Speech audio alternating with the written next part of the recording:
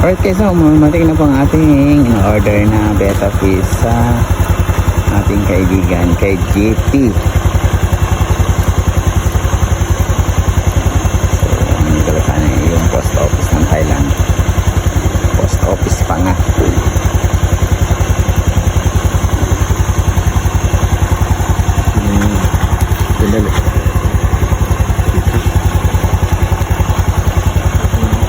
Okay, kaungap. Alright, dumating na yung ating beta fish.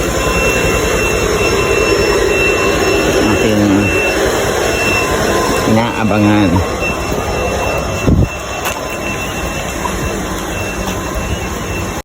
So, alright guys, na mag-open na tayo ng ating unboxing tayo ng ating na-order na beta fish sa ating kaibigan na si JP dito sa Thailand. So makikita nyo guys, in-open natin, isa-isa natin. Hirap na hirap pa nga tayo mag-open yan kasi ang iniisip ko kasi pag may problema kasi ang barcode is iniwasan nating masira. So pinapakita natin ang kanyang logo is JP.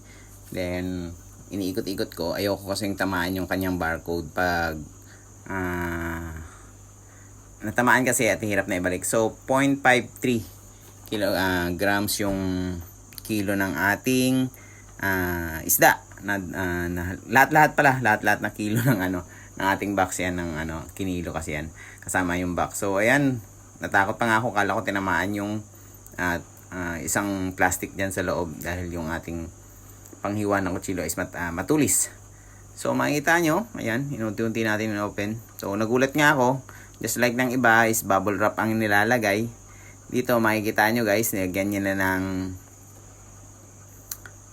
dyaryo sa itaas para pang ipit. Then mayroon akong nakita na dahon ng saging. Kakaiba yung kanyang pambalot. Dahon ng saging, super tipid. Dahon ng saging, tapos nilagyan ng tape lang na kulay brown na tape. So hiniwa na natin. Then in-unbox na natin yung una nating unboxing. So ayan, dahan-dahan ko pa nga at natakot ako. Kala ko kasi may problema yung isda. So nakita ko kulay blue, wala rin siyang, hindi rin siya naglagay ng Netalin blue sa tubig. Then yung sticker lang na blue. Yung una nating in-unbox is yung red chick na fighting fish natin, wild beta. So may makita nyo guys na sobrahan ng taas ko yung yung plastic at hindi makita masyado. Ayan, nakita nyo guys, no? And then yung ating wild beta na una nating na-unbox. So makita nyo, susundan, bubuksan ulit natin lahat yan para makita nyo ang ating mga in-unbox. So ayan, number 1, tinaas-taas na natin, inulit-ulit pa nga natin kasi gawa ng nanghingi siya ng unboxing video kasi. So ito yung unboxing video na to is sinend ko sa kanya. So pagkatapos natin mag-unboxing yan guys, diretso natin yan sa tube, sa ating lagayan, sa acclimatize agad natin, hindi natin muna binuksan. Then maya-maya onte bubuksan natin yan. Pagkatapos natin acclimatize, saka natin ilalagay. Bago ko siya nilagay pala sa ating dyan sa garapon na yan, nilagay ko muna siya sa Netalin blue. Tapos yung tubig na nanggaling sa plastic is hindi ko sinama dun sa may tank natin, no? Kasi mostly may problema yun, madumi na yung tubig na yun, so hindi natin sinama yun. So ang ating pangalawang inbox naman is ang ating half moon na red. Ayan, half moon na red. Half moon na red naman yung ating in-unbox at in-acclimatize din natin yan. Then tuloy-tuloy na natin ang ating last na in-unbox, yung ating Nemo na female. Yung dalawa pa lang natin in-unbox din guys na una is puro male yun kasi naubusan na nga ng female. So male na lang na order natin. Yung huli natin is Nemo. Ito yung female na juvenile pa, hindi pa siya ready to breed at maliit pa masyado. So bibigyan natin yan kahit mga 1 buwan siguro or 2 buwan bago natin i-breed para naman is fully na grown na talaga yung ating Nemo na yan. At ipaparis natin yan, yung ating Nemo na yan, sa ating red boy, sa Hellboy natin na red. So ayan, makikita nyo guys, sa sunod na mga araw, yung red beta na yan, yung red half moon, at saka yung ating Pegasus Giant dito is paparis natin. So ayan guys, no, ayan yung ating Netalin blue.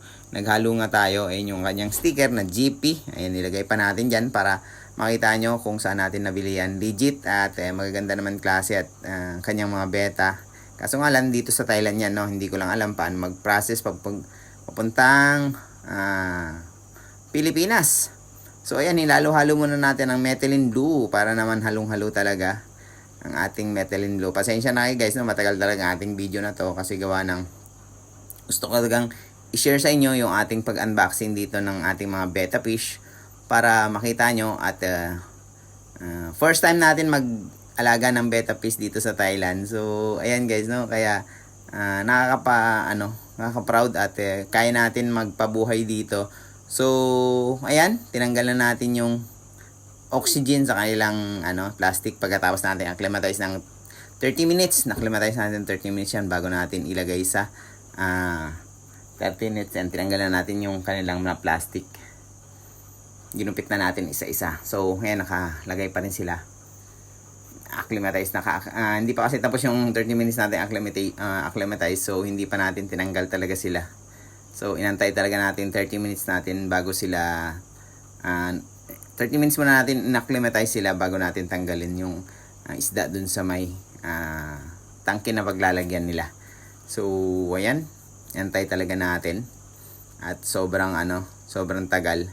So in-acclimatize natin yan. So ayun, yung video na to is sinend natin to sa may ating kaibigan na si JP. Gawa na naghahanap kasi siya ng video para sa unboxing nga raw, humihingi siya para kanyang kung may pagka-problemang isda is pwede nating ibalik doon sa kanya. So ayan guys, no, ayan na, nilalagyan ko pa nga ng tubig na galing sa labas. Nita-try kong lagyan pero wala namang problema kahit hindi mo nalagyan at wala namang problema yung isda. Pero mostly ni-try natin kasi first time natin mag-alaga. First newbie tayo sa pag-alaga ng betta. So nilagyan natin ng tubig konti-konti at hinaluan natin from sa tubig na galing sa tank natin sa galing sa ating tube bago sinalin. So ayan guys, no, isasali natin yung isda na hindi natin isasama dito sa may methylene blue, yung tubig na nanggaling sa ating kaibigan. Yung isda lang talaga yung kukunin natin kasi mostly kasi yung mga ilang araw kasi yan sa biyahe, mga 2 days to 3 days. So nagkaroon na ng pupo, mayroon ng ammonia yung mga tubig na yan. So iniiwasan natin yan na halo dito sa atin bagong lalagyan ng tubig at dito sa methylene blue. Pero iniwasan din natin yung ammonia na matransfer or di kaya may mga sakit-sakit na lumipat dito, madala niya. So ayan, nilagay muna natin sa may methylene blue. Ayan. At ang ating nilagay na una is ang ating half moon na red. Ayan. So pagod na pagod sila. Makikita nyo guys, talagang plakda sila, no? Talagang pagod na pagod sa biyahe. So ayan. At sobrang pagod nila. So hirap na hirap din sila lumangoy. Dahan-dahan lang paglangoy nila. At ilang araw ba naman sila sa biyahe na walang kain, tapos pagod na rin, naalog-alog sila sa biyahe gawa ng syempre bailan lang naman ang biyahe ng mga yan kasi sa post office lang sinend. So ayan, inano natin yan, makikita nyo guys, no, nilagyan natin at hirap na hirap pa nga ako dyan ng hirap na hirap ako dyan kunin gawa ng yung ating lagayan is pangit, tapos yung ating panungkit is pangit din kasi DIY lang lahat yan guys, no? Puro DIY lahat yan. Yung nabili lang natin dyan, yung tube, yun sa taas na yun, yung tube na yun ng 35 baht ang isa na lagayan ng kung ano-ano, sa super cheap ko lang naman binili yan. So makita nyo, hirap na hirap akong tanggalin siya at ililipat ko na sana dun sa may tangke na kaya nahirapan ako magsungkit gawa ng ayon sumama, lumulusot dun sa may lumulusot dun sa ilalim sa siwang niya. Ayan. So ginamitan na natin ng ating mahiwagang panungkit na dilaw. So para mailagay lang natin dyan, hirap na hirap talaga ako gawa ng kailangan ko talaga ng tulong at dinadahan-dahan ko rin para hindi lalong ma-stress yung ating mga betta na bagong dating lang. So pero hirap na hirap talaga ako at pinapasok ko siya doon at ayan, lumalabas pa nga. So ayun, nasungkit din sa wakas. Ayan, nilagay natin. Ayun yung ating half moon na unang pagpasok niya pa lang is nanibago siya at halata namang pagod na pagod talaga. Hirap talaga pag nasa long ride ka, kahit tao naman. Pag nasa long ride is hirap na hirap din sila sa biyahe. So ayan, kinuha na natin yung ating pangalawang betta. Hindi ko alam kung ano yan, gawa ng Nakalimutan ko na, nagbo-voice over lang kasi tayo guys. At tinuloy-tuloy lang natin yung voice over, kwento ko na rin sa inyo, kwento-kwento lang tayo rito para hindi naman kayo ma-bored at ayun, diyan ko nilagay. Diyan ko nilagay sa malaking strainer na yan. So, ang problema niyan, pagkuha mamaya, yung malaking strainer, hindi ulit kasya. So, ito yung ating red chick na fighting fish, wild betta. Ang bili ko rito is 150 baht dito sa Thailand.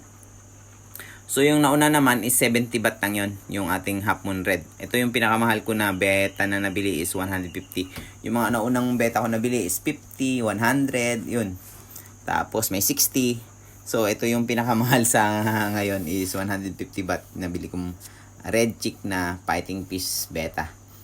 So, ayun. Pagod din siya. Makikita nyo. At sobrang ayan na.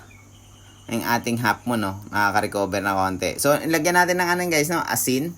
Konting kasi may malapit tayo dito sa dagat. Lagyan natin ng salt water.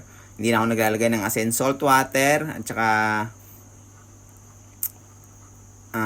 talisay extract yung nilagay natin dyan sa ating isda para naman is maka-recover sila, tapos yung mga bacteria na sa kanila kumapit is matatanggal. So condition muna natin sila bago natin iiwan dyan ng mga ilang araw. So after 3 days magpapalit ulit tayo ng tubig dyan para naman is fresh yung ating water na ating pagpapalitan. Fresh yung ating mga isda. So, ayan guys, no? Ayan ang ating Nemo. Ayan. Kulay orange yung ating, nung binagsak natin is talagang parang hilong-hilo siya. So, ayan siya. Ayan. Etong Nemo is hindi mo makita na masyadong pagod, pero yung kanyang paggalaw is sobrang pagod talaga.